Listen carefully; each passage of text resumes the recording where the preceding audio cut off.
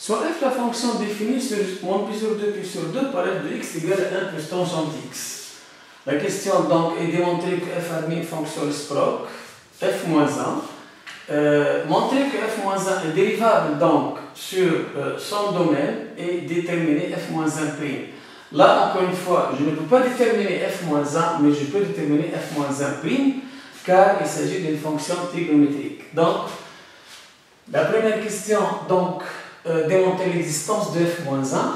Donc, je vais étudier, donc, passer à la dérivée. f' de x égale la fonction tangente est dérivable sur moins pi sur 2 pi sur 2 ouvert. F de x égale à la dérivée de 1, 0. La dérivée de tangente x, c'est 1 plus tangente carré x, qui est strictement positif. Donc, le tableau de variation de f. Moins pi sur 2, pi sur 2, x, f' de x, f, toujours positif, n'est pas défini en pi sur 2, moins pi sur 2, double barre, donc, les limites. Voici donc le cercle trigonométrique, donc, et là, c'est l'axe des tangentes. Donc là, c'est moins pi sur 2, pi sur 2. Donc, limite de f de x, quand x tend vers moins pi sur 2 plus, égale limite de 1 plus tangente x, x tend vers moins pi sur 2 plus.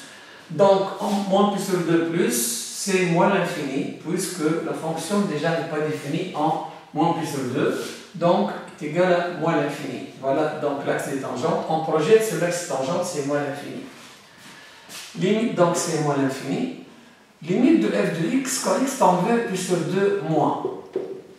Égale limite de 1 plus tangente x, x tend vers pi sur 2 moins, qui est égal à plus l'infini, puisque chaque angle, donc, si x tend vers plutôt pi sur 2 moins, donc la projection sur l'axe tangente, donc c'est plus l'infini. Donc voilà, donc c'est plus l'infini. La fonction f est donc contenue strictement croissante. F est contenue strictement croissante sur moins pi sur 2, pi sur 2. Donc, f réalise une bijection de moins pi sur 2, pi sur 2 sur tout R, puisque l'intervalle d'arrivée c'est R. Donc, f admet une fonction réciproque f-1, mais f-1 est défini sur tout R. Ça, c'est pour l'existence donc de f-1. Je vais passer maintenant à la dérivabilité de f-1. Donc, je vérifie les conditions de la dérivabilité qui sont donc, la deuxième question, c'est la dérivabilité. Donc, f est une bijection, donc toujours trois conditions, sur tout l'intervalle moins pi sur 2, pi sur 2.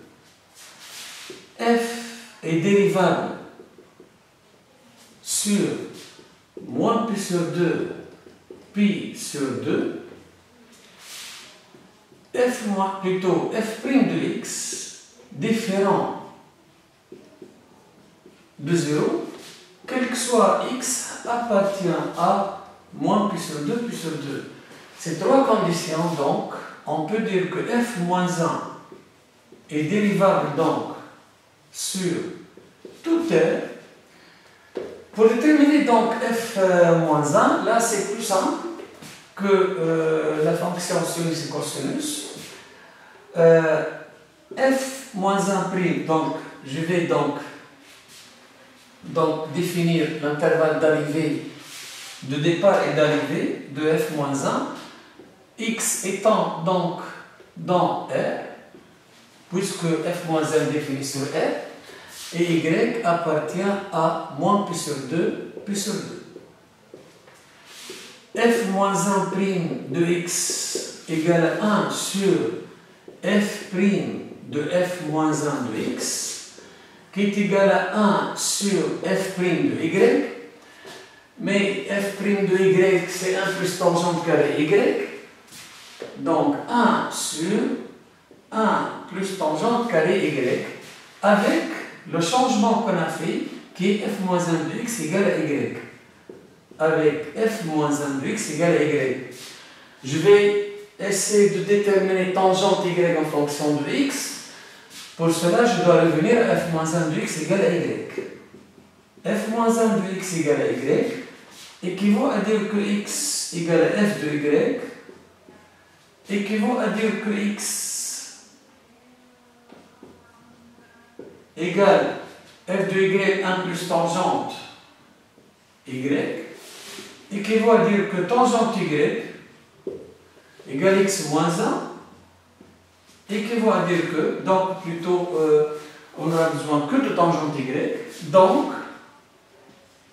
f moins 1' de x égale 1 sur 1 plus tangente carré y, mais tangente y c'est x moins 1, donc 1 sur 1 plus x moins 1 au carré.